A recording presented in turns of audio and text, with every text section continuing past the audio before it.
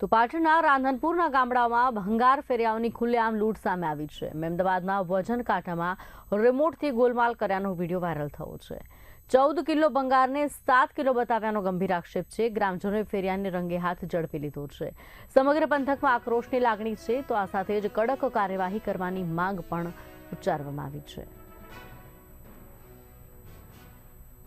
આ દ્રશ્યો સામે આવ્યા છે, જેમાં ભંગાર વેચતો વ્યક્તિ છે તેના દ્વારા આ પ્રકારની છેતરપિંડી આચરવામાં આવી રહી હોય તેવા દ્રશ્યો સામે આવ્યા છે, જેમાં વજન કરતાં ઓછું વજન ભંગારનું બતાવવામાં આવે છે। રિમોટના મદદથી વજન કાંટામાં છેડછાડ કરી અને આ પ્રકારની છેતરપિંડી કરવામાં આવી રહી હોય તેવા દ્રશ્યો અહીંયા સામે આવ્યા છે। જાગૃત નાગરિકે વિડીયો બનાવતા આ સમગ્ર દ્રશ્યો સામે આવ્યા છે, જેના અંતર્ગત પાટણના રાધનપુરના ગામડામાં ભંગારના ફેરિયાઓ ખુલ્લેઆમ લૂંટ કરતા હોય તેવી દ્રશ્યો સામે આવ્યા છે।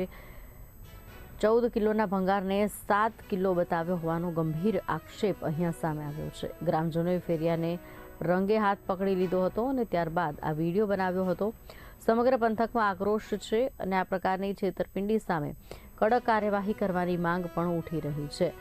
ગામડામાં ભંગાર લેવા આવતા ફેરિયાએ વજન કાંટામાં છેડછાડ કરી અને ઓછું વળતર આપી અને છેતરપિંડી આચરતા હોય તે પ્રકારના દ્રશ્યો અહીંયા સામે આવ્યા છે। 14 કિલોના ભંગારને 7 કિલો બતાવવામાં આવ્યો હતો, જેના વિડીયો પણ સામે આવ્યો છે। ગ્રામજનોએ ભેગા થઈ અને આ કાર્યવાહી કરવા માટે પણ ખાસ વિનંતી કરી છે।